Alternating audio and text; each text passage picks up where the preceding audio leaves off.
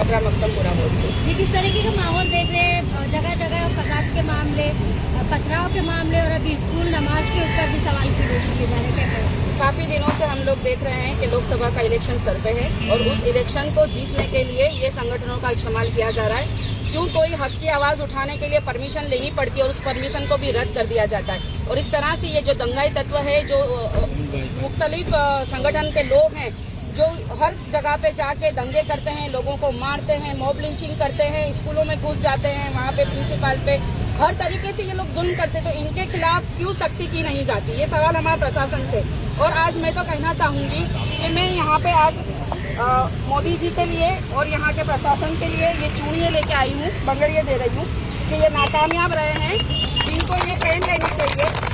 ये प्रशासन फेल है, बिल्कुल नाकामयाब है, इनको ये पहन लेना चाहिए। भारत देश के जो यहाँ के रहवासी है, यहाँ के नागरिक है, वो तो एकता और अखंडितता को ही मानते हैं, लेकिन कहीं ना कहीं ये फलित होता है कि इलेक्शन जीतने के लिए ऐसे संगठनों को ये लोगों ने एक्टिव किया है।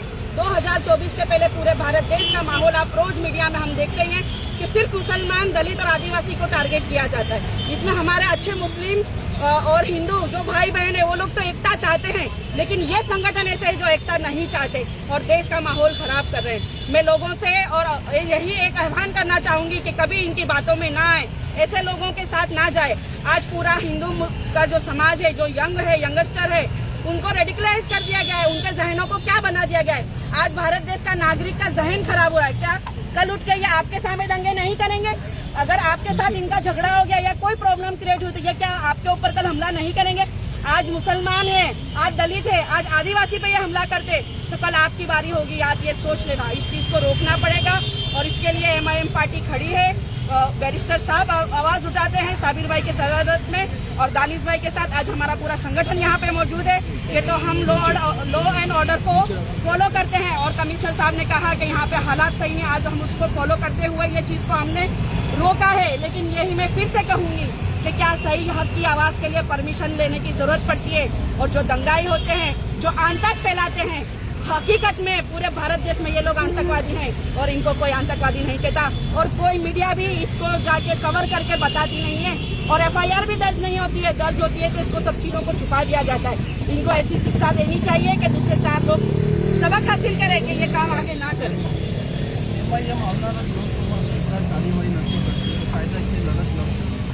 लड़त तो हमारी सरकार सामने छे અને हमारी चालू રહેશે કાયદાકીય लड़त भी हमें लड़ीશું इंशाअल्लाह। ओके सर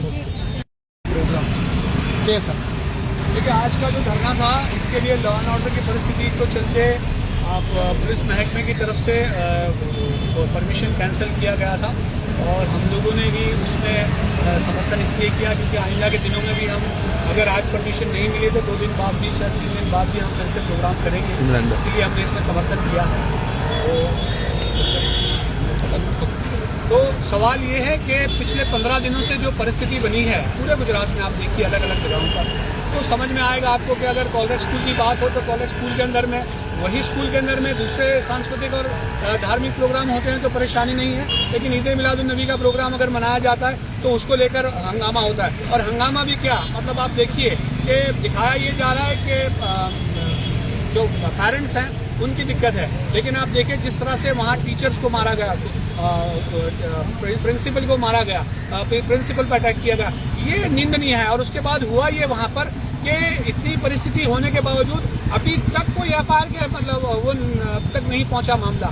मतलब इस तरह से गुंडा तत्व पूरे प्रदेश में हावी होते जा रहे हैं। आप देखिए क्या आलम बन चुका है। उसके पहले 3 दिन की घटना की बात की जाए तो बाडलपुरा में एक नौजवान मुस्लिम को मारा गया, ये कह करके भाई GSR के नारे लगा जाए। उसके 3-4 दिन पहले, ये संडे के दिन एक प्रोग्राम था तो वहीं ईदगाह के पास हंगामा हुआ। उसके पहले की अगर बात की जाए तो ठासरा की बात हो, चाहे नर्मदा की बात हो, चाहे बड़ौदा की बात हो, ये परिस्थितियां जो बन रही हैं, मुझे लग रहा है कि कहीं ना कहीं लॉ एंड ऑर्डर की परिस्थिति आज गुजरात सरकार के कंट्रोल में नहीं है और प्रदेश के अंदर में जितने दंगाई हैं वो पूरे बेकाबू हो चुके हैं। 3 दिन पहले आपने देखा कि उंढेला गांव में जो घटना घटी थी वो पेंडिंग पड़ी है, उसमें रिस्ट्रिक्शन आई है। मतलब इस तरीके की घटनाओं दिन प्रतिदिन बढ़ना और उसके खिलाफ आज जो हमारा धरना प्रदर्शन था उस पर जो सख्ती प्रशासन कर रहा है, अगर ये सख्ती उन्होंने उस वक्त उस स्कूल में इस्तेमाल की होती, चाहे बाडलपुरा में इस्तेमाल की होती या नर्मदा में या बड़ौदा में या और जगहों पर इस्तेमाल की होती तो ये हालात ना होते। डीओ का कहना है कि ये जो स्कूल प्रशासन का जो प्रोग्राम था, हमने छानबीन के दौरान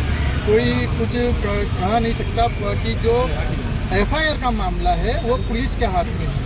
तो पुलिस रिपोर्ट में जो आएगा तभी एफआईआर होगी। देखिए, इसमें दो बातें हैं। एक बात तो ये है कि जिस तरीके का पूरा मामला है, उस पूरे मामले के अंदर में जितनी गति से डीओ ने एक्शन दिखाए स्कूल पर, इतना एक्शन उन्होंने पुलिस के लिए एप्लीकेशन नहीं दी। क्योंकि देखिए, जो प्रीमाइसिस है वो स्कूल की प्रीमाइसिस है, और स्कूल और कॉलेज और यूनिवर्सिटी की प्रीमाइसिस में बिना किसी परमिशन के पुलिस भी एंटर नहीं हो सकती। तो इस तरह की जो गुंडा एलिमेंट्स है, गुंडा एलिमेंट्स इसलिए कह रहा हूँ मैं क्योंकि उस प्रीमाइसिस में प्राइवेट अगर आप एंटर होते हैं बिना किसी परमिशन के, जबकि उनके बच्चे नहीं है ना और किसी वजह से वो लोग वहाँ दाखिल होते हैं, और वो सीधा जाकर हमलावर हो जाते हैं टीचर पे, प्रिंसिपल पे, मैनेजमेंट पे, और ढोल धपाट करते हैं। ये प्रॉब्लमेटिक है और उनके खिलाफ सख्त से सख्त कार्रवाई होनी चाहिए। उस सख्त कार्रवाई के बजाय हुआ ये कि डीओ की तरफ से जो नोटिस दिया गया है, हम तो उसकी भी निंदा करते हैं। इतनी जितना शिद्दत से उन्होंने डीओ ने जो दिखाया है, मुझे लगता है कि डीओ को एक एप्लीकेशन पुलिस कमिश्नर साहब को भी लिखनी चाहिए कि जो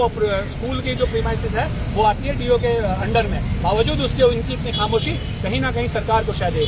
क्या डिमांड है? खासतौर से ऐसे तो प्रदर्शन करने के लिए इजाजत नहीं लेनी पड़ती। अगर मुस्लिम को करना है किसी तरह का मुजाहरा तो उसको परमिशन लेनी पड़ती है और वो भी कैंसिल कर दी जाती है। देखिए, मामला ये है कि हम लोगों ने बहुत सख्ती के साथ जो यहाँ के सीनियर पीआई हैं उनसे बात की और पुलिस महकमे से भी बात करने की कोशिश की, लेकिन कहीं ना कहीं पूरे मामले को पर ढांक पिछोड़ हो रही है। हमें तो ये समझ भी नहीं आता कि जो एलिमेंट्स पुलिस में जाके जहाँ स्कूल में जाके हंगामा करते हैं उनको किसी परमिशन की जरूरत नहीं पड़ती, लेकिन अगर शांतिपूर्वक ऑल इंडिया मजलिस इत्तेहादुल मुस्लिमीन प्रोग्राम करती है तो उसकी परमिशन रद्द की जाती है। अब है ये कि मामला के जो लोग अलॉट हम लोग यहाँ इसलिए करते कि जो लोग जुड़े हुए हैं इसमें, उन लोगों को, तमाम लोगों को वापस भेजा जाए, ताकि कानून व्यवस्था जिसकी दुहाई हम दे रहे हैं कि गुजरात सरकार बिल्कुल निकम्मी हो चुकी है, वही हालात यहाँ ना बने, इसलिए। दानिश भाई, आने वाले टाइम में लोकसभा की चुनाव से पहले एक नफरत का माहौल खड़ा करने में आ रहा है, और क्या लग रहा है किसका इस चीजों के पीछे बढ़ावा है? कौन तुमको यानी शंका के दायरे में दिख रहा है? देखिए, शंका के दायरे में तो बिल्कुल सीधी बात है।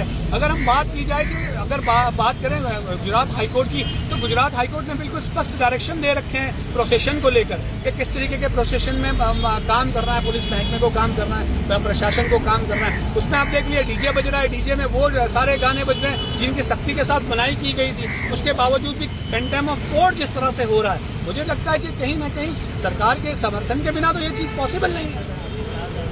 दानिश भाई, भारत में एकता की बात की जाती है, तो क्या लगता है बच्चों को सभी धर्म का ज्ञान मिलना चाहिए कि नहीं?